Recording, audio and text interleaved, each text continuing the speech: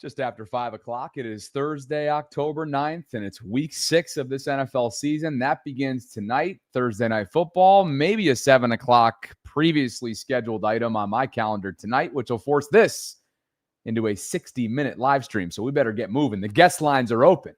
You can visit the link that I have pinned right now in the live chat, and I promise you, as many learned on this afternoon's edition of The Vault, I got time.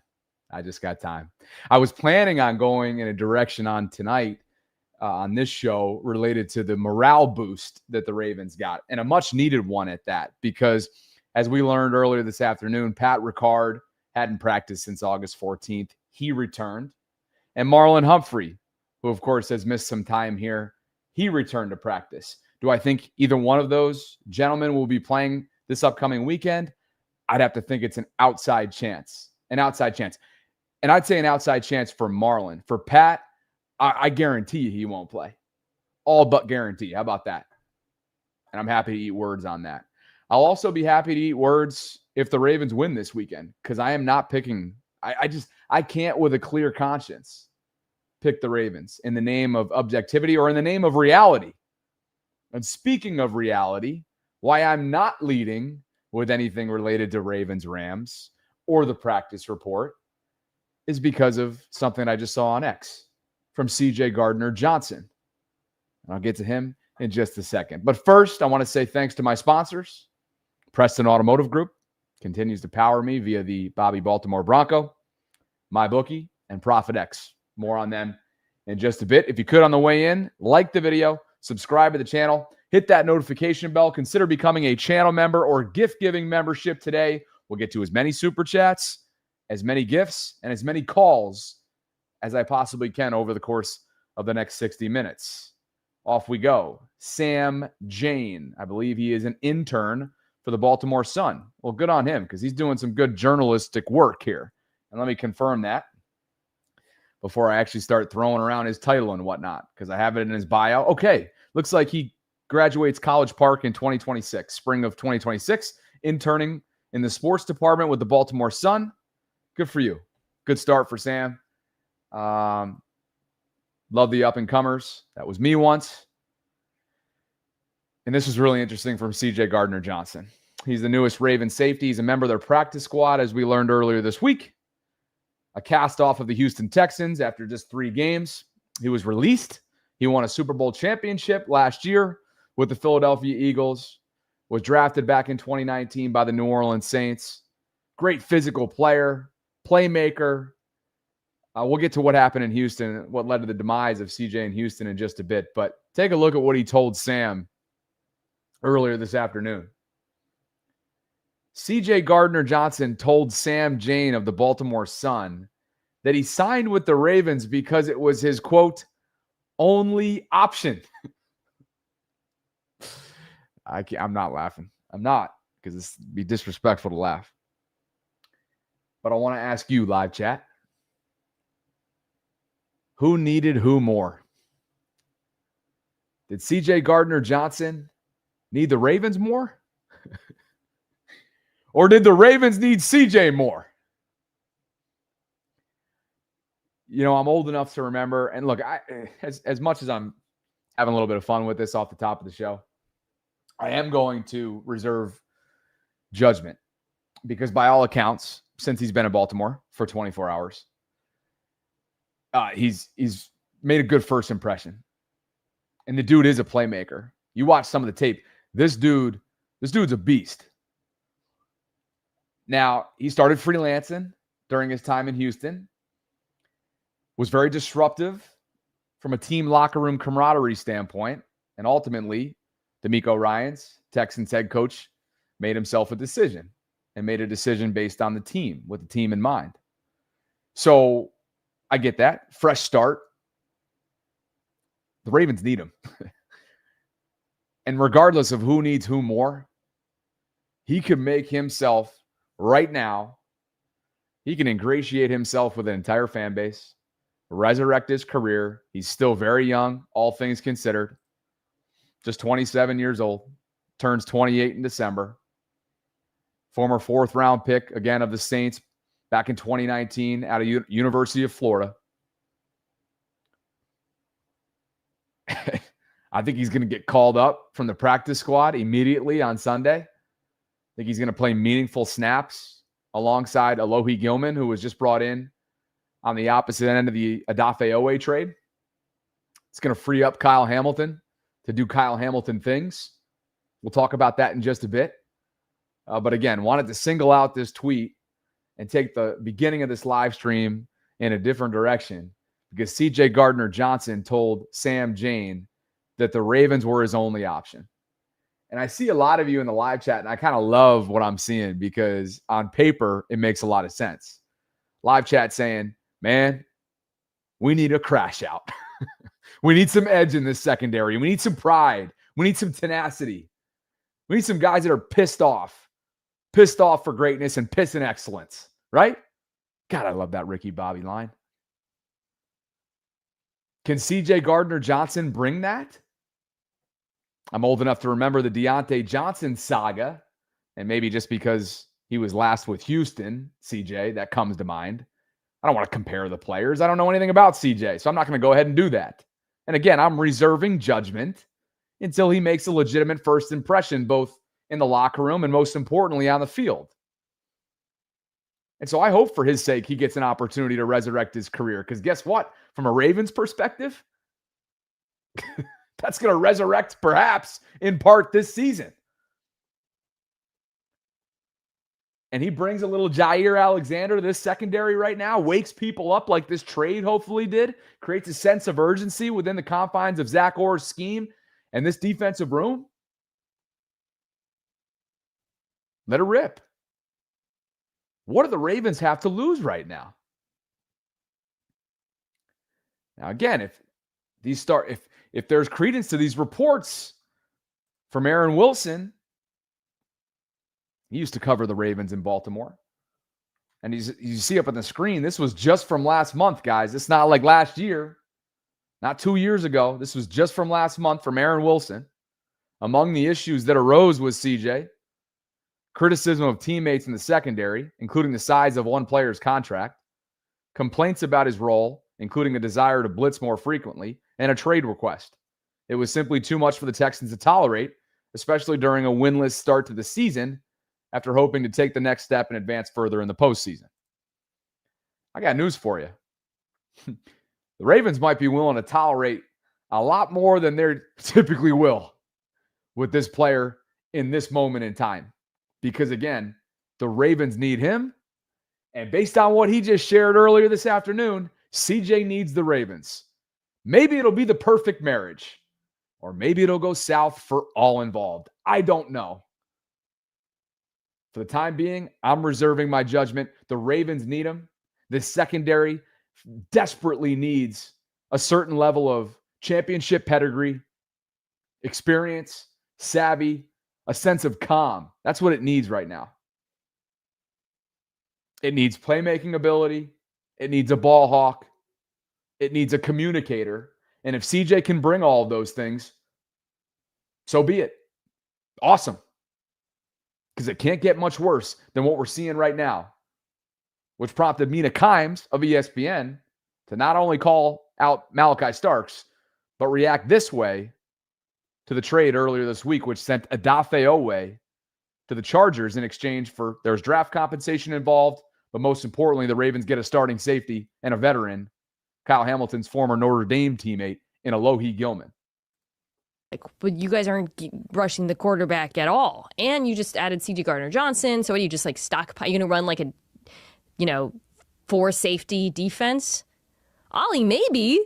Yes. Like I'm literally, I'm looking at this and thinking they have more faith in their ability to scheme up pressure than they do to cover up everything that's been going wrong on the back end. But I also wonder what it means for the deployment of Kyle Hamilton.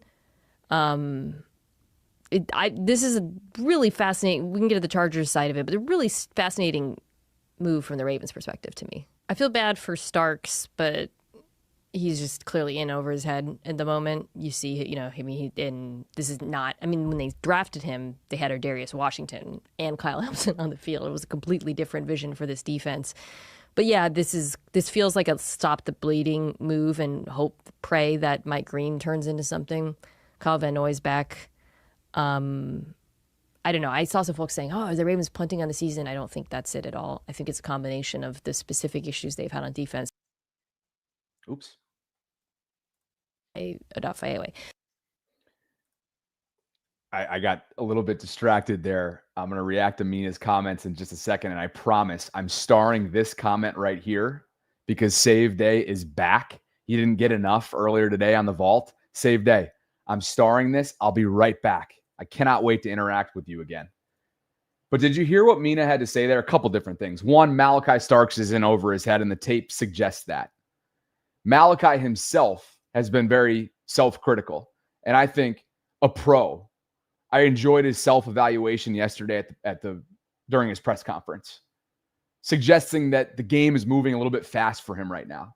And if you go back to the summer months, John Harbaugh made a comment early on, and it might have been even pre-pads, honestly, that the processing part of this adjustment from the collegiate speed of the game to the pro speed of the game was still being had, was still underway. The Ravens just brought in an outside linebacker, Drake Jackson, for a workout. He's a former second-round pick of the 49ers who did not play last year as he recovered from a significant knee injury. He had 3 sacks in each of his first 2 NFL seasons. So Drake Jackson has been brought in for a workout, according to the league's personnel notice. That just dropped a moment ago. We should have an injury report within the next hour or so. But Jeff Zrebiec, again, according to the league's personnel notice, outside linebacker Drake Jackson, a former second rounder of the San Francisco 49ers, has just been brought in for a workout for the Ravens. Okay, so a lot happening here. Clearly, this week, there's been a lot of transactions. There will continue to be, given the state of this team, given the injuries, given, in this case, the trade of Odafe Oweh. No idea what Drake Jackson has right now that he can offer. Again, has not played in a while, has a lot of potential. But I'm just processing that because Jeff's tweet just came down. So there's going to be a lot of moving parts. I suspect that CJ Gardner-Johnson will be a game day activation from the practice squad. I suspect that Alohi Gilman will either start and or play meaningful snaps on the back end coming up on Sunday in a gotta-have-it game with likely Cooper Rush under center. Maybe we'll get a little flare or wrinkle of Tyler Huntley.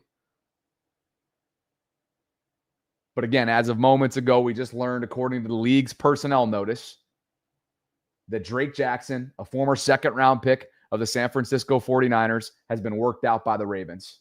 Had a significant knee injury that sidelined him last year. So it's been a long time since he's actually played organized, full-speed NFL football. But that's something that we can sink our teeth into. The guest lines are open if you want to share a thought with all of these transactions, everything that's happening right now. But first, the Kyle Hamilton piece of the puzzle. And in order to properly get into the Kyle portion of things, let's just go to what I originally planned on starting with today, and that was the morale boost that was getting Pat Ricard back to practice, and Marlon Humphrey. Kyle Hamilton, of course, in the first of 3 injury reports with that groin, was listed as limited on Wednesday. That second report should be coming out within the next hour or so. I'm going to go ahead and repost this from Jeff. Again, Drake Jackson, we will revisit that in just a bit. A lot happening. Certainly a lot happening right now. But sticking with what we know right now, here's your injury report from Jeff. And this is consistent with what other beat reporters shared as well from the media portion viewing of today's practice. Lamar, of course, trending towards not being available with that hamstring. Ben Cleveland was a new absence. That's an undisclosed designation, so we'll have to wait and see when the injury report comes down. Barring a change to Todd Monken's strategy from the combo five that they've been going with, right? Ronnie Stanley, aside from Joe Noteboom coming in for him this past week since Ronnie couldn't go with the ankle. Voorhees at left guard, Linderbaum at center, Fa'alele at right guard, Rosengarten at right tackle. Barring a change, I wouldn't expect Ben to even be involved, aside from a player or two alignment-wise here and there. But that's a new one, so we'll just have to wait and see. Roquan Smith not expected to go until after the bye. Cheeto Awuzie trending towards potentially not playing with a hamstring. He's already missed one game this past week, was playing good football before going down at CB3. But again, Ricard comes back. I don't believe he'll be available this coming weekend. He had not practiced since August 14th with that calf. And John Harbaugh shared more context on the setback and some of the confusion there on the medical side of things. So Pat Ricard returns. Don't expect him back until after the bye. And I would honestly suspect that Marlon would be the same, knowing that he hasn't practiced fully in days. But the morale boost of having these guys back, knowing that their ramp up could be coming, obviously goes a long way. And there's big number 42 right there. This one's courtesy of Carl Farron and the Baltimore Sun. And again, Marlon did not play Sunday, as we know, against the Texans. Pat has missed the first 5 weeks, has not practiced since August 14th. So that's where things stand there. I wanted to also acknowledge David Alden, who's gifted 20 memberships. That's the biggest gift that we've divvied up and divvied out, in this case, inside the Bobby Baltimore channel. So David, thank you for your contribution. 20 new subscribers have become official Bobby Baltimoreans and now have official channel membership status. Appreciate you, David. Thank you for being here. On to the Kyle Hamilton side of things, because, of course, Kyle could not go this past weekend against Houston. The Ravens defense suffered because of it. He would have been next man up in terms of green dot wearing duties, which is typically worn by Roquan Smith. And instead, a rookie in Teddy Buchanan, who's been struggling of late and certainly being targeted by opposing offenses and opposing coordinators, had to be the main communicator throughout that game on Sunday. Way ahead of schedule, obviously. A bit underwater, if you will. And it's not Teddy's fault. The fact that they had, 5 to 7 rookies, 5 of which were starting this past weekend against the Texans, that's not what the Ravens had planned. That's probably not even what they had planned. I get it. A different level of expectation comes attached to a first-round pick in Malachi Starks, but he's not ready yet. At the time of drafting, Ardarius Washington hadn't torn his Achilles yet. And so he wouldn't have had these lofty expectations placed on him so early, so soon into his career, had Ardarius been available. And it's not always next man up. The Ravens love to pride themselves on that, but as we've seen, with just how many rookies they're relying upon. By the way, the only team that has more rookies logged in terms of snap count over the last 5 weeks to start this season is Cleveland. The Ravens are the second team that have leaned on rookies the most. And what do they have to show for it? Not a lot. And again, these guys deserve grace. But it's also a results-driven, it's a results-based league. All driven on results. And the Ravens' results have been subpar, below standard, and unacceptable in a lot of ways on the defensive side of the ball in terms of what their expectations are for themselves. So in comes Alohi Gilman. In comes a trade that certainly catches the attention of the organization, of the locker room in this case. Alohi Gilman and Kyle Hamilton used to be teammates, running mates. Back Kyle's freshman year in South Bend, Indiana, Notre Dame. Alohi's been around for a while. Alohi was drafted by the Chargers, spent his entire career there up until this point. He was a 6th-round pick by the Chargers. This is where I lose my train of thought. I don't believe in muzzles, but my God, in recent days, I've been thinking about it. I would never do that, but God, let me tell you, during live streams, we may have to revisit muzzles. We may have to get Amazon on deck right now. He began his football career at Navy, so I'm sure the area scouts or the Ravens are pretty familiar with a player that began his career. He's Hawaiian born, by the way, is Alohi. Started his career at the Naval Academy, transferred to Notre Dame, where he and Kyle spent some time together during Kyle's freshman year. He's been a reliable, certainly not a star. I don't think Adafe is a star, which is why I think from a value standpoint, it's actually pretty fair. It makes sense. Feels pretty equivalent, if you will, this trade, does it not? Kyle Van Noy used to run with him as well. They spent a season together when Kyle was in Los Angeles with the Chargers. He called him a natural leader. Bo Smoke had a chance to catch up with him in a media scrum this week. Said he's excited to have him on the team. What can he bring? Not sure, but they're going to figure out right away, I think. Here's Z.O. earlier. Well, I'm excited about Lowe that's come in. He's done a great job. I mean, hats off to him. He got on a red eye, flew in, right in practice, made plays, communicating like he was here throughout the whole training camp. So I think that we just had to find ways to generate pass rush, even if Doff was here, man. So we got to get more creative. We got to be better putting stuff together, and we got to execute better. Yes, what you can do. All right, so that brings me to what's sort of the motivation, and I better blow this one up right here just so you guys can see it better. So let's do this, shall we? You're looking at last year through, I think, this is December 23rd, Ben's tweet. So this would be weeks 2 through 16, it looks like we're looking at. This is 2024 defensive position alignment for Kyle Hamilton. Okay.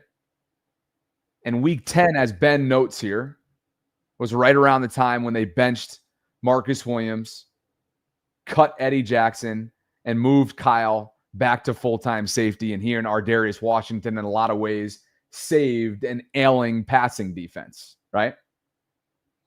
And Ben says Hamilton's impact in coverage cannot be overstated. The guy literally does it all. But when you put him in a box, because he's not your traditional safety from a measurable standpoint, from the way that he plays, the physicality, length, he's far from prototypical when it comes to the safety position, which is why I think the Ravens were willing to go and spend a 14th overall pick in 2022 on the guy, and it certainly lived up to be a great return on investment. He's the highest paid safety in this league for a reason. But why do I bring up this? Because I think this is what the Ravens have told us without actually telling us this week in terms of what they want to get back to. Alohi Gilman, CJ Gardner-Johnson, the veteran presence and pedigree that they now bring to Baltimore gives the Ravens a chance at using Kyle perhaps in a similar fashion to the first few weeks of the season last year prior to week 10. And you can see it.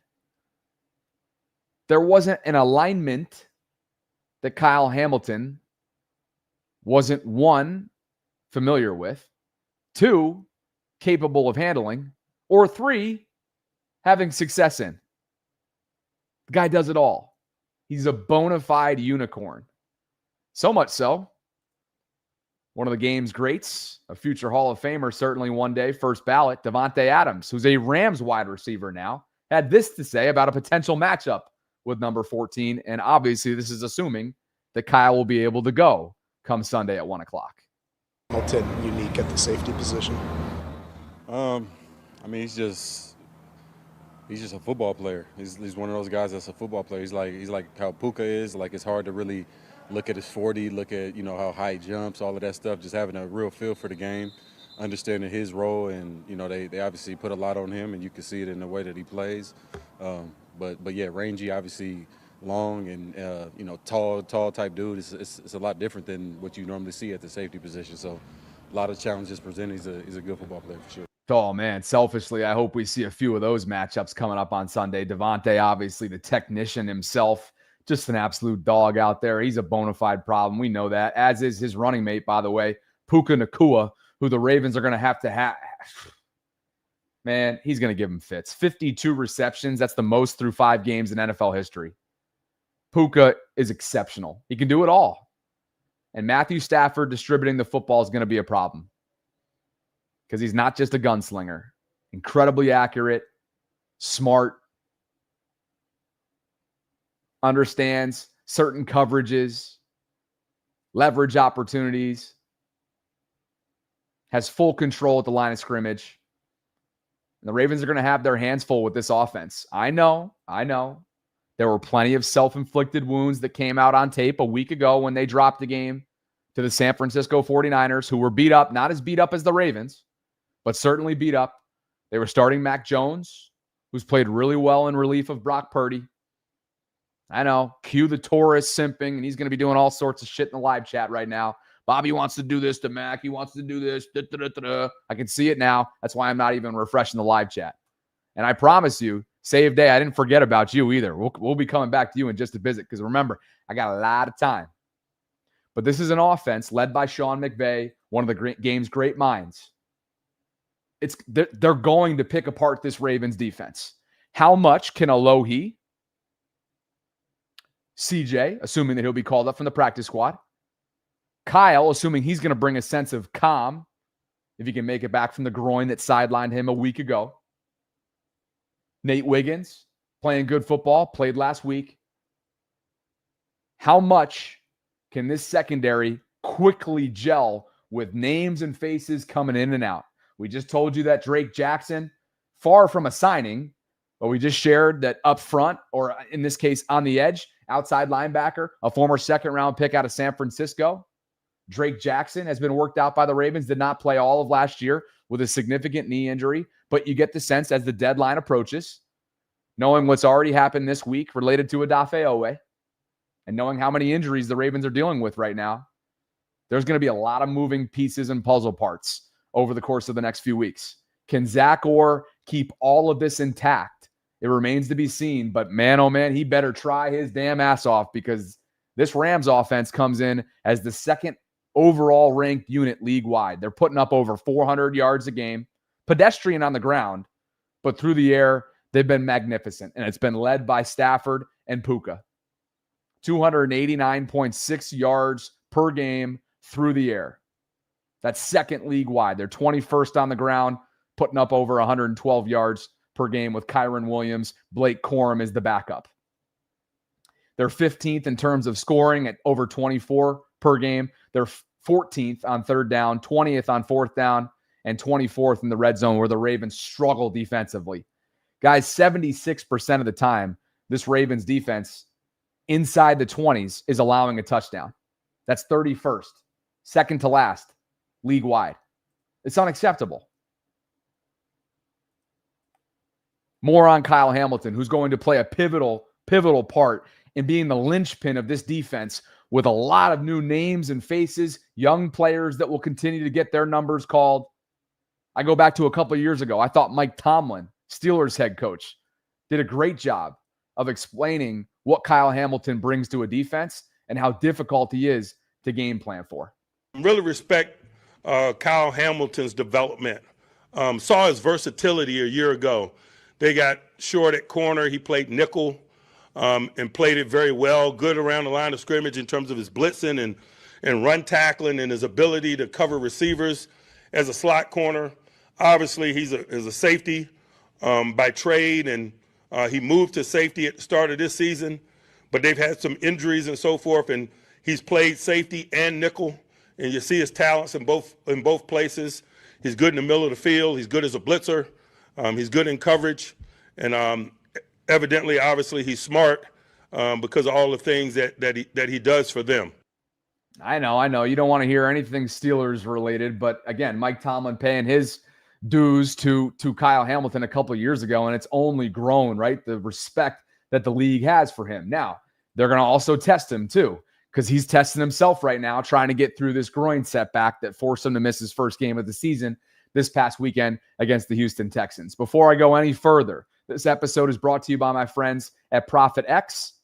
A quick word from my sponsor. The NFL is back, and with Profit X, you don't just play, You trade, call your own shots, and outsmart the crowd. It's not you versus the house. It's you versus everyone else on America's #1 sports prediction market. Request your own odds and win real money predicting spreads, totals, and player props so you can earn more and risk less. Play free, play smart, play your way with ProfitX.co. Available in over 40 states. Now available on Apple and Android. Special thanks to ProfitX. And again, ProfitX.co. If you go visit the site and use the promo code BobbyB, that's BOBBYB, you'll get up to $200 in profit cash on all your plays for the first 30 days. Tomorrow, we'll take a quick peek ahead at what this line, what this spread looks like as the Ravens get ready to battle the Rams, who will be hungry. They're coming off a mini bye week, as I've mentioned. Yes, the Rams are going to be favored, as most teams will be for the foreseeable future when it comes to the Ravens, with or without Lamar. But this is a Rams team that made plenty of self-inflicted wounds, left himself vulnerable on Thursday Night Football against the 49ers, and got what they deserved as a result. But you know they're going to be coming in hungry, as hopefully the Ravens will be for the first time in seemingly weeks. ProfitX.co. Appreciate them for the continued support. Code BobbyB, BOBBYB, will get you up to $200 in profit cash on all your plays for the first 30 days. Zach Orr addressed his job security earlier this afternoon during his press conference. And as my co-host on The Collective, Jeff Zrebeck, noted on X, he said that Zach said he's not worried about his job security. He said he's focused on Sunday. Quote, "I'm not worried about what happens. I'm worried about finding a way to win and stop a high-powered offense." Obviously, that's what he needs to say. At the same time, Chris Long, folks like Chris on the national level, a former player, a Super Bowl champion, he also needs to say what he said earlier this week, and I couldn't agree more. You got to improve a lot on defense. So how do you do that? Last year, Dean Pease was on the staff and like got involved in defense late in the season. Now I think you're going to have to do it again. I think Chuck Pagano's on the staff. You could double check that. But if somebody more senior than Zach Orr in the building needs to come in and be like, hey, let's put this fire out, whether it's, everybody getting healthy or something you tweak in coverage or the way. I think they have to lean on Chuck if he's the guy in the building and say, hey, I know. And maybe it's firing Zach Orr. I don't know. I'm not calling for the firing of a coordinator, especially a young coordinator like that, because I think the head coach has something to do with this too. Like, for sure. And I know how this works. Like, if a head needs to roll, it ain't gonna be him first, and that's kind of fucked up. I know the defense is the culprit, but like this team as a whole, the repeating themes on this fucking team over the past couple of years, you can tell in my voice I'm frustrated watching them. Yeah. Because they are kind of wasting a window. Wasting a window indeed. All right, but look, this is where they are.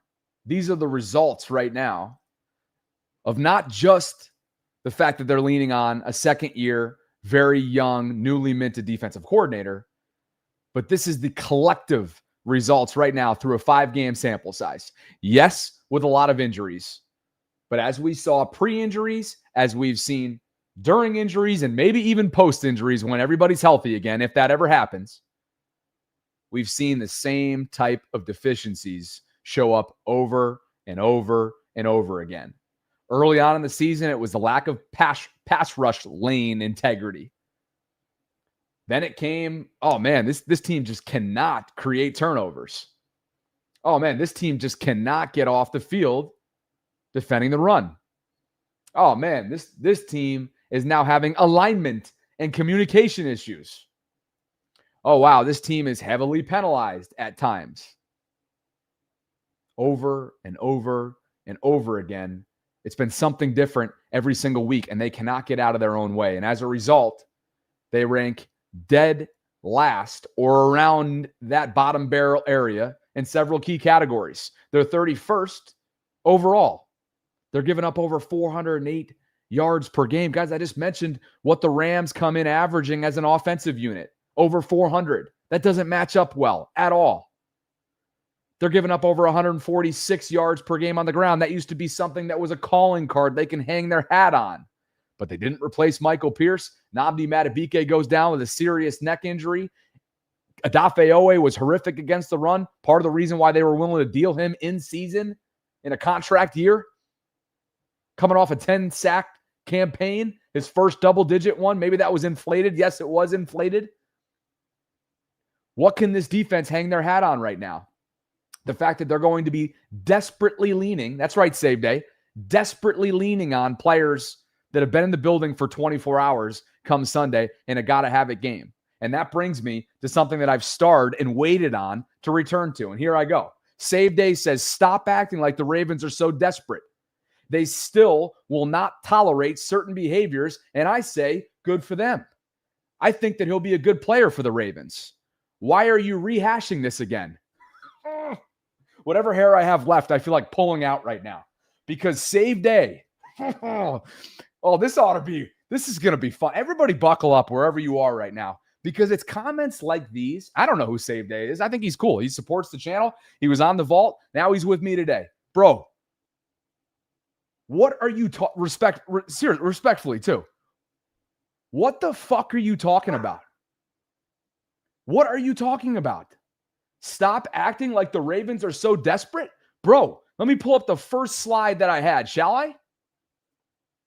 Sam Jane, who covers the Ravens for the Baltimore Sun, he's an intern. He talked to CJ earlier today in locker room media availability, and CJ told him that the Ravens were his only option.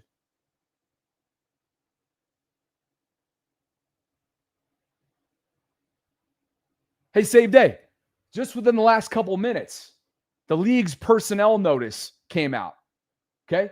Jeff Zaribek, and I have it in my email inbox right now because I'm signed up on NFL.com for these transaction notices that come out on weekdays. They worked out a guy that hasn't played football in the National Football League because of a significant knee injury, and San Francisco didn't want him. They haven't worked him out in a year. The Ravens worked him out today. He hasn't played football in a year. He might be joining the practice squad coming up in a couple days. Hell, maybe they'll activate him come Sunday. Hey, Save Day, there's a percentage of people right now that want Emory Jones to start on Sunday. Save Day, he hasn't been part of the program because he's been dealing with the aftermath of a labrum procedure, which he sustained and underwent after the combine. The Ravens liked him enough to draft him, but he's been on the NFI list. He's in week 2 of his ramp-up period. He's a rookie. He hasn't played one snap of regular season football at the pro level.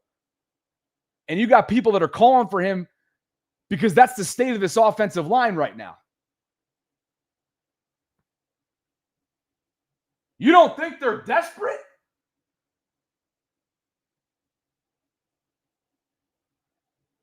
This is desperation epitomized. I promise you that. This is desperation epitomized. And if you're trying to convince yourself of otherwise, I feel sorry for you. Bro, your team is hanging on by a thread. These are moves that they have to make. They don't need to make them. They have to make them. And they will continue to. And I hope for your sake and everybody else within this live chat right now, over 800 plus of you concurrently joining me at the moment, I hope that 7+ million number against their cap that they just freed up by bringing Adafe to the Chargers, I hope that Eric is able to go get plural players that can help this defensive front to try and replace. You don't replace overnight, but to try and replace a percentage of what you lost with Nnamdi Madubuike going on season-ending IR. With Adafe, from a pressure perspective, because he never got home this year through 5 weeks, what Adafe leaves behind now that he's in LA. My man, I need you to take off the goggles. They are desperate right now, and desperate times call for desperate measures. That's where they find themselves. They are hanging on by a thread right now. You got guys that are going to be suiting up on Sunday, or wait a second, before we even get to Sunday, you had 5 rookies starting this past week. You had 2 undrafted rookies playing a significant amount of meaningful snaps. Ruben Lowry played 70 snaps. I like Keon Martin. I like Ruben Lowry. I think these guys got great stories. but they're stories you talk about at the end of the summer when they make their 53-man roster, the moment of their lifetimes. And maybe some of them, like Pat Ricard, Justin Tucker, and others in the undrafted, like Gus Edwards, maybe they go on to have great careers. But these guys aren't ready. And the Ravens have been calling upon them, and they're paying the price because of it. This is desperate. Desperate times right now, my man. Desperate. Milo!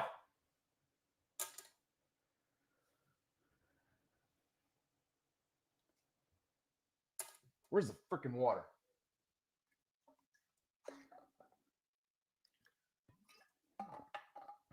World class, you're right.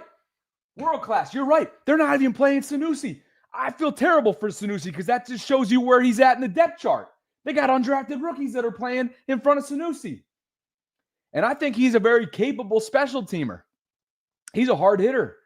He's a physical player, but he's a former 7th-round pick for a reason. Not everybody proves to be Geno Stone and develops within the confines of a defensive scheme like Geno did. Now, was he more of a product of Mike McDonald? I see some of you nodding in the waiting room. Yes, maybe. And credit to Mike. Don't you miss the days of the simulated pressures, the exotic blitzes, a defense that was feared? They're not feared right now. Shit. Just us. Help me out. I got no oxygen left. Just us in the house. Right now. The link that I have included right now as a pinned comment in the live chat. Hey, Just Us, great to have you on. Your 60 seconds starts now, my friend. What's good, Bobby? I missed your first part of your show. I'm sorry. I'm not really sure what you're talking about. I know you're upset about probably CJ Gardner, but I have a question for you. So wait. Let me pause your time. Let me pause your time. I'm not upset about anything related to CJ Gardner-Johnson. I got a guy named Saved A who's trying to tell me in my coverage to stop saying the Ravens are desperate. I take issue with that. They are desperate right now. So I'll let you continue. I think CJ was a signing the Ravens had to make. But the news that I'm running with right now was that he told a reporter today that the Ravens were his only option. That is literally the definition of desperation. So I just want to be clear on that. Your time. I'm going to go ahead and reset yours to 60. Go ahead, my friend. I appreciate you. I just got a question for you. I had this question for a while for you. I want to say, do you think this Ravens team can do the same thing that the 2012 Ravens can do? But they didn't get it off of they got off of a bad start. Obviously, John Harbaugh made a coaching change, but I don't think he's going to do it this year. But do you think the 2012 Ravens can overcome? Do you think the 2012 Ravens can overcome what the 2012 Ravens did by? They had a couple losses at the beginning of the season, but they end up going to the playoffs and then obviously win the Super Bowl. Do you think that the 2012 Ravens can do the same things that the 2012 Ravens can do? I understand that the defense is not the same as the 2012 Ravens, but I do still believe and have hope that the 2020-25 Ravens can do the same thing that 2012 Ravens can do. Thanks for the call, brother. Appreciate you. I'll answer that as soon as I get you off the screen. I hope you call in again, my man. Thank you. Guys, guest lines are open. Do I think that the Ravens are capable, essentially paraphrasing his question, do I think that they're capable of salvaging this season? There's a chance. There's a chance. We saw it last year, but again, anytime the last year part, the comparison question comes up, or the comparison component, let's call it, comes up, and you start comparing this year to last year, I really start to lose you, which is why I lost John Harbaugh earlier this week when he had this to say, right? He's the king of staying far away from comparisons. He can't stand the comparison game in press conference settings. So much so, reporters that know him well don't even go down that road. He went down that road unprompted earlier this week. Listen to this. Confident. A little bit because of that, and also because I feel like we're in a better place than we were last year. Last year there were some real challenges, and we were able to get those things turned around and fixed. And I talk about the defensive staff and Zach, That was impressive. And I feel like these things that you're seeing right now are more fixable even. So after, watching it, like, it's still frustrating. And, you put 5 or 6, rookies out there and at one time, and this happens or that happens. But a lot of times, like, that happens in defensive football. A lot of times plays get made to overcome that, and it doesn't really affect you. So nothing's really perfect, but we've been forced to be a little bit perfect. And so, we've got to get veterans back on the field. We got to find a way to create plays, manufacture pressure, get some tip balls, get some balls batted, step in front of some passes and get some picks, put pressure on the offense more than we have. And that's what we've got to be going for with the players that we put out there and then the schemes that we come up with. It goes back to this player and scheme conversation. Save day. Did you hear what he said there, save day? Manufacture pressure. You want to know why he's using the word manufacture pressure? Because they don't pressure the quarterback. According to NFL Pro, my friend Tim Barbalace, who covers Baltimore sports for 105.7 The Fan, he tweeted this out from NFL Pro. The Ravens edge rushers have faced a chip block on just 5.4% of their combined pass rushes this season. That's the lowest rate in the NFL by far. No other defense has had their edge rushers chip blocked at a sub 10% rate. The word manufacturer is being used because they can't get home. They can't get even halfway home. I'm going to go ahead and read that once more, okay? I'm going to read this once more. The Ravens edge rushers have faced a chip block on just 5.4% of their combined pass rushes this season. That's the lowest rate in the NFL. No other defense has had their edge rushers chip blocked at a sub 10% rate.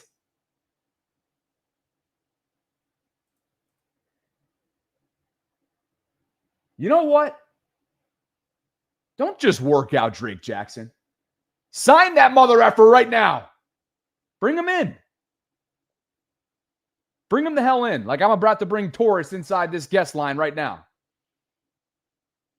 And as soon as I say that, he turns off his camera. To Mexico City we go. Your 60 seconds starts now, interim. Talk to us. I don't think I got enough 60 seconds for this because literally, you want to save the season? I'm going to give you a secret. Come on closer. Come on closer, Bobby. I'm going to give you a secret. You know how to save the season? Fire Harbaugh. You want to know why? Because before Lamar, we had the same issues after the Super Bowl because it was all John Harbaugh. We messed up that 2014 playoff divisional round against the Patriots. When we had the perfect team for offense, our defense was the same shit on 2016. Then 2017. Can anybody remember the fiasco that was the offense? We couldn't run, even in heavy package. And the defense, holy shit, that defense on 2017. I mean, everybody remembers that 4th and 12 against the Bungles. You're the man. Appreciate you, interim. Keep coming up with ideas. All right. They need you now more than ever, don't they? Speaking of the offense, Todd Monken talked about some of the deficiencies in recent weeks. General, we've gotten ourselves in a little bit of a rut, right? It's not just the O-line, it's just us in general. And I'm going to refer back to what I said. It's not just them. It's we got to coach better. We got to scheme it better. Got to call it better. Got to execute better. And I know I'm broken record, and they're a part of that. Everybody's a part of that. Just like we're all part of it when it's really good. And it has been. And so we got to own it when it isn't, starting with me, right? That's where it starts. Then our coaches, then how do we build it together? And then how do we get it done during the week that it shows up on Sunday? After a great start to the season, obviously, statistically speaking, the Ravens have fallen back down to earth a bit. Offensively speaking, through 5 weeks, they are 23rd ranked overall. Used to be top 3, top 2. They used to be 1 in a couple of these categories. They dropped significantly in the rushing attack to 17th. They're 22nd through the air, 6th in scoring still. But again, a couple 40 burgers will do that to you. 13th on third down, 29th on fourth down, and 23rd in the red zone. I swear, Mr. Texas, if you come on here and don't refer to this team as desperate, I'm going to lose my mind. I'm going to lose my mind. Down to Texas we go, or over to Texas we go, to my west, now that I'm in St. Pete. 60 seconds starts now. Torres joins the program. This might be a bloodbath and a 60-second bath. Off we go. Welcome to the program. All right, I'm trying to hurry up. No, I agree with you, Bobby. This is a desperation point for us, but I don't believe CJ indicates that. I think they did that, and it was shown to the NFL once we got rid of Oweh. People can say what they want about Oweh, but everybody in the NFL know he was getting the most pressures on the team. So the fact that we did a fire sale with our top round draft pick, it just screams desperation. Do I think CJ was the right pick to help? No, not at all. Not at all. But forget all that. Bobby, just say you love Mac Jones, okay, and Cooper Rush, all right? Because you sitting there saying CJ coming off the couch, but yet when Van Noy was coming off the couch and got sacks, it was all good though, right? It was all good with Sarah like Van Noy. Don't do my dog CJ like that, man. He's been through a lot, man. All because he speak out. That's it. Thanks for the call, brother. Appreciate you. I didn't mind KVN because he was producing. CJ hasn't produced yet. The only thing that he produced was a whole lot of headlines through 3 weeks in Houston. That's all we have to that's all we have to go off of. Again, I'm not burying CJ. I'm just talking. I checked in with multiple people, and I'm pulling up the specific reports. Again, it's reports. I get it. It's reports. But there's a reason why D'Amico handled press conferences the way that he did around this. There's a reason why Houston was willing to let him walk after just 3 weeks. There's a reason why Philadelphia was willing to trade him. Here's D'Amico just last month. Yeah, because it's my decision to move on. I know it's best for my team. Performance or something else? There's been a lot of news reports on it. Yeah, I'm not going to go into all the details of it. It was coming from me, the head coach. It's my team. It was the best for our team. And that's why I made the decision, so I'm not going into any further details on it. Look, there's no comparison. What Torres tried to do there, I'm not following that logic.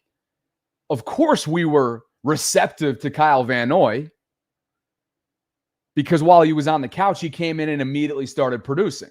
Now, whether that was more scheme-driven or not, that's a conversation for another day. He's been a great locker room presence in Baltimore. I know some of you hate his podcast. He's put forth back-to-back productive seasons in the sack department, pressure department. And he's been an impact player for them.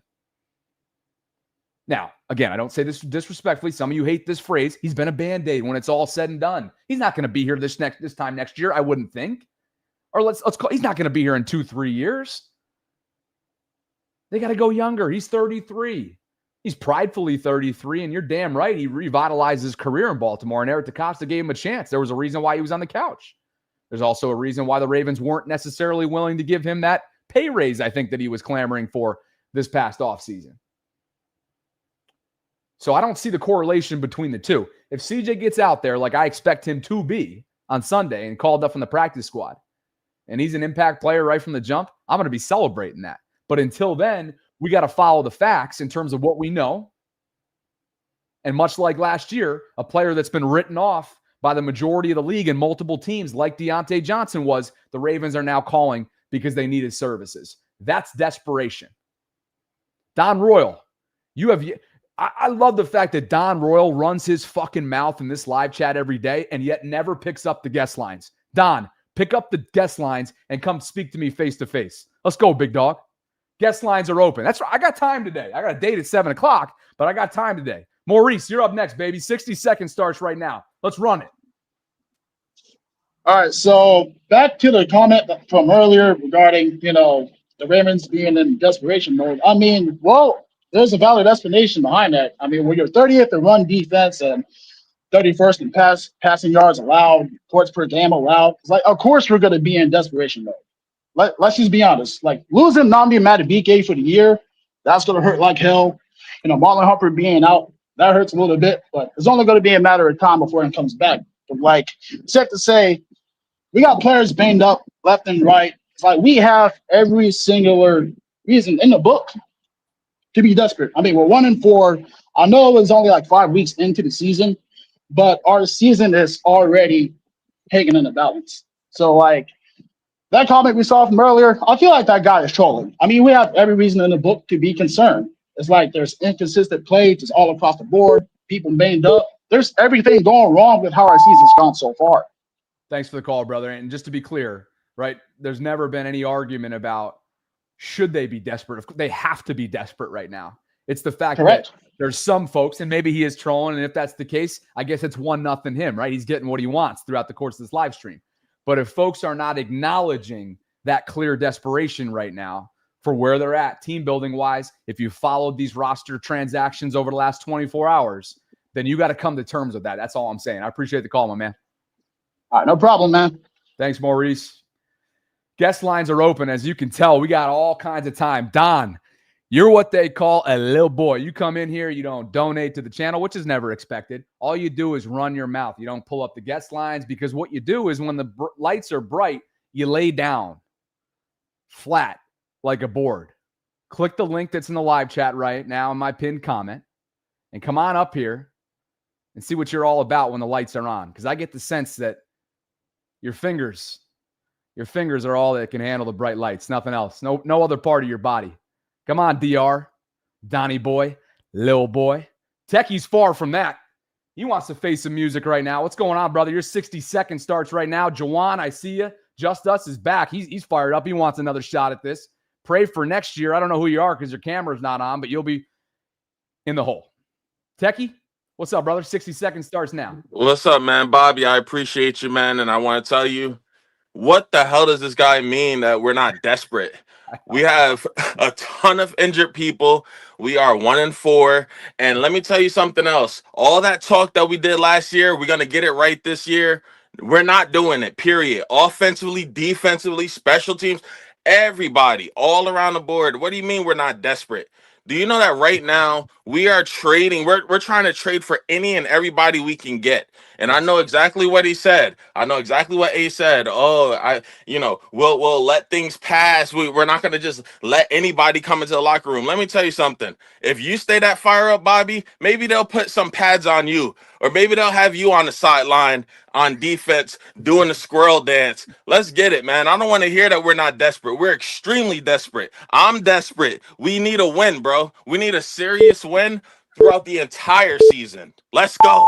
Talk to him, Techie. Talk to him. Live from his scrubs, baby. Let's get it. Let's get it. Appreciate you. Guest lines are live. Save Day has just given some context to the live chat. Save Day confirms that she is not trolling and says that she is a lady. Save Day, excuse my language. I would never speak to a lady like that. But the point stands. They're desperate. Jawan. Lakers, Jawan. They're going to be without LBJ for the first part of this season. What the hell was up with that drop of the decision 2.0? Boy, does he love himself some attention. Greatest of our generation. Might be time to hang it up, though. I think he's holding the Lakers back. Ooh, that's a hot take. That's a hot take. Jawan, welcome into the program, my man. What's going on? What's up, Bobby? I was that one that commented first, said I usually watch the vault, but I had that migraine. But shoot, I just had 2 points. I just wanted your comments on or whatever. I think people are downplaying Darius Washington's injury a lot, man. And that Starks interview told a lot. He was talking about how sometimes he thinks about it, but as a football player myself, I know you gotta put your foot in the ground and just go. And that was our Darius last year. I'm gonna pause your time right now, because what I want to do is I want to cut to those comments. It was an introspective look by Malachi Starks yesterday at the podium. I appreciated it, and I think it also gives good context in terms of where he's at right now. And they're asking a ton from him at this point, very early on in his career. That does not take away from expectations that come with a first-round pick, right? Not in the slightest. We get it. He's supposed to be contributing. But Ardarius going down has forced him to be ahead of schedule. He's not yet answered the call. Here's Malachi yesterday. I have very high expectations. I don't pay attention to stats or whatever, As long as the play gets made, it gets made. But I think my biggest thing is just trusting myself, trusting what I see, trusting what I feel, and just going out there and playing and having fun. I think I'm still learning. I'm going to be learning for a long time. I mean, everybody is. But I think really just playing ball, just cutting it loose. I think that's the one thing I really want to focus on is just going out there and being myself. I think at times you're being a little tentative. Is that kind of what you're getting at? Yeah. Just sometimes I'll see something and it'll be like a split second where I think about it. There is no time for that in football. Just when you see it, you go. And I think that's what I just want to get to. That's what you're referring to. Your clock restarts now. Yes, sir. That's exactly what I was saying. And I think Ardarius too was of a hype guy too. Those big hits, that forced fumble on Russ last year in the playoffs or right before the playoffs. Big boost. And also I think Matabike is a big loss for us too. Because those double teams, we ran a lot of stunts off those double teams to get pressure last year. They got those 12 sacks for OA and for Van Noy. Those double teams are important. I played in the trenches and I know after a couple times, the double come. So hey, let me leave you with this. I love your TV up over your shoulders there. Hell yeah, man. Appreciate the support. Thanks for the call today. Yes, sir. All right, Joel. Later. Guys, I'm getting up against the clock a little bit here. I got that 7 o'clock Barcelona wine bar date in Tampa. Let me tell you about MyBookie. College football is already cooking. Upsets, blowouts, wild covers, and MyBookie lets you hit it all. Game lines, player props, and more. Everything you need before the pros even kick off so that when Sunday rolls around, you're already up. MyBookie's got it all under one roof. You can win big on the NFL Super Contest and Survivor pools. If you're new to MyBookie, use my code BobbyB. That's BOBBYB. Any bet you choose up to $500 is fully covered. You can make your play, and if it doesn't hit, you get it right back when you opt in using your Bet Back bonus token. Again, code BobbyB. Any bet you choose up to $500 is fully covered. Please gamble responsibly. Call 1-800-GAMBLER. That's 1-800-522-4700 if you're struggling. Let's see here. Just us. I'm sorry, dude. I was going to try and get you in for a second run around. I'm just up against the clock, all right? So let's try and do it again tomorrow. Just us. Pray for next year is Richard, who confuses me every single time he calls in because he's got a different name. Talk to me, Richard. 60 seconds starts now. Nah, I'm just praying for next year. I do not have any expectation for this year at all. To answer Joshua's question, respectfully, this team does not have what it had in 2012. You had a Ray Lewis, you had an Ed Reed, you had a Terrell Suggs. Terrell Suggs and Ray Lewis were injured. Oh, that was my mom. Thank you. But I mean, my point is that you had fighters on this team. John Harbaugh, we overcame John Harbaugh. We overcame Peyton Manning. We overcame Tom Brady. We overcame a lot. There's a lot of moments in 2012 you can hang your hat on. Corey Smith losing his brother and then scoring 3 or 4 touchdowns in that game against the Patriots. Yeah, there was fight on that team in 2012. Yeah, it didn't go out well. There's no fight in this team. It's over. I'm just waiting. I'm hoping for someone on DL. So hopefully, if Beaks ever comes back, we can actually follow the Philly blueprint. That's it. And Richard, just to finish that thought, that's why I was really tentative answering that question, because I just haven't seen something defensively, and really in all 3 phases the last couple of weeks, you've seen a level of defeated body language, demeanor, messaging, and that just begs the question: are you able to overcome what you were able to on just one phase of football last year? This is a much bigger hole. It's yes, the degree of difficulty from a strength of schedule standpoint starts to become more and more lenient after the bye, but they have dug themselves a hole. They are banged up, and you got to wonder if the messaging, contrary to popular belief, based on Kyle Van Noy's clarification, taking issue with folks apparently taking words taking things out of context, which I didn't believe was true, is all of that and more able to overcome this year? I got my questions. Last thing I'm going to say, the very last thing I'm going to say, no matter what the hell they say on the camera, see what the body language is on the field. Yeah. Yep. Thanks, brother. Yep. Appreciate you. Look, we've seen stranger things. But at the same time, if you're looking for areas of hope, where do you begin? Where do you begin? The new faces, I guess, is one area, knowing that you've got it can't get any worse than what it's been, and you will likely have these new faces from this week playing meaningful snaps coming up on Sunday. But the gelling that happens all throughout the course of an offseason, it's 72 hours they have to get ready for this Rams team that's firing offensively. Maybe not on Thursday night a week ago. TLM, talk to me. What's up, Bobby? This team absolutely has no fight. We are very desperate. We have rookies coming in the fresh in the building, willing to answer questions, and we have veterans not even staying to answer the questions. We're leaving it all on the table for the rookies to figure out, and it's crazy. We dug ourselves a massive hole, and it's not fair on the rookies. It's not fair, in my opinion, on the struggling offensive coordinator, Todd Monken. He's the only one that seems, in my opinion, to take any type of ownership or accountability. It's crazy. Yeah. I don't even know where we go from here. This team has no fight except for maybe the few rookies. Hopefully this Sunday they prove something different in the fight department with CJ Gardner, but I don't like where we're going. But if we can't even get this win this week, I think Zachary Orr and Jonathan Harbaugh are gone after this season. Thanks for the call, brother. And after that. Appreciate you, TLM. My man. Save Day says, I will give my opinion and will not stop. It's as valid as anyone else's opinions. Facts. Sure. You can give your opinion, Save Day. Of course. I think it's wrong. I think it's a bit misguided. I'm sorry that I yelled at you earlier. There is a lady behind the Save Day YouTube channel. Somebody's going to clip me and ruin me, aren't you? Yeah, you're entitled to your opinions, and keep it coming. Keep joining these shows as much as possible, for sure. But the Ravens are desperate, so we'll agree to disagree on that one. Dre Dog says, Bobby, were you a Charlie Kirk supporter or just saddened by the way his life was taken? I wasn't too familiar with Charlie's work.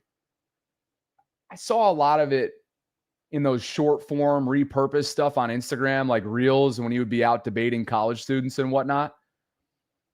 I listened to him in debate format a couple times. But to say that I was familiar or aware of Turning Point. Turning Stone's a casino back in upstate New York. Would be a stretch. Obviously, everything that took place last month was horrific, heinous, unimaginable. So it's definitely the latter. I think he was a bit extreme. If we're talking about his views and beliefs, he was a bit extreme for my liking. I think most of you know by now that I'm not conservative across the board by any stretch, but I certainly lean right. So yeah, I wouldn't call myself a Charlie Kirk, or wouldn't have called myself a Charlie Kirk supporter. But I think it's disgusting based on what you've seen play out in the form of celebrating what happened that day in Utah. From some, I think it's been disgusting and a terrible display, a sad state of where we are as a country right now. So, yeah, I think that's probably a fair way of putting it. Shimmy Boy says sacks was inflated 2024 because teams was throwing 30 plus, and now teams running it more and using the short passing game, so less opportunities for pass rush. There might be something to that, Shimmy, but the problem is there is no pressure. No pressure.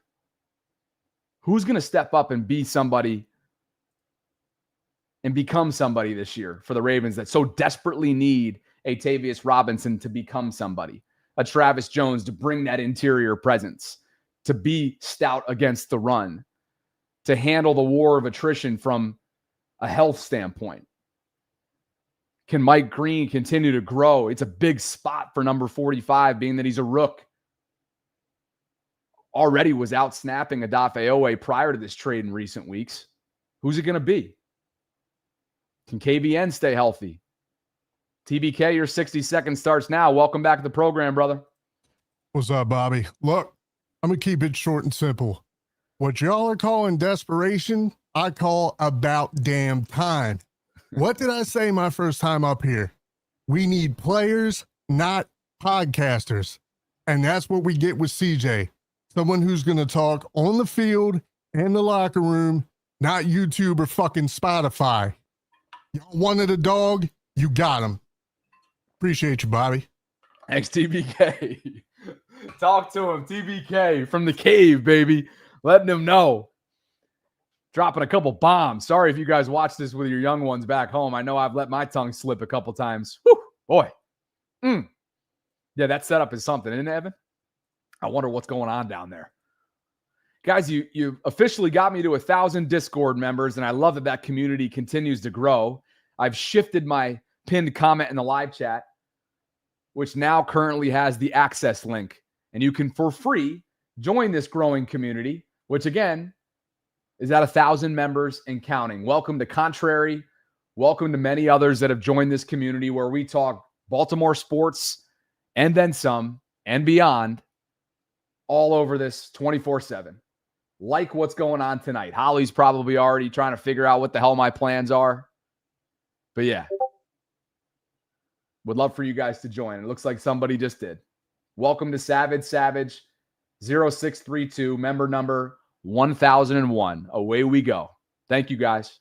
Appreciate you. It's a lot of fun. It's a growing community. And hey, it's all in good fun today, right? Save Day and others. We're all having fun. Passion's high this week. Lots going down, right? I hope you guys appreciate a little bit of fire, a little bit of pizzazz, a little bit of twist and flair. But yeah, it's been a lot covering this team. There's a lot going on right now. And desperate times call for desperate measures. And we'll see if the Ravens can pull off one of the all-time upsets with their backs up against the wall, which is what Sunday will consist of against Sean McVay, Matthew Stafford, Puka Nacua, Kyron Williams, Devontae Adams, and more. So that's what's going on. I'll be back tomorrow, similar time. Please like the video, subscribe to the channel, hit that notification bell, consider becoming a channel member or gift-giving membership. A special thank you to David Alden for his 20 gifts at the start of the show, and a special thanks to all of you for dropping by. Sarah and I are back tomorrow. We got a lot to discuss ahead of Ravens-Rams. We hope you'll join us, 12 noon Eastern, inside the vault.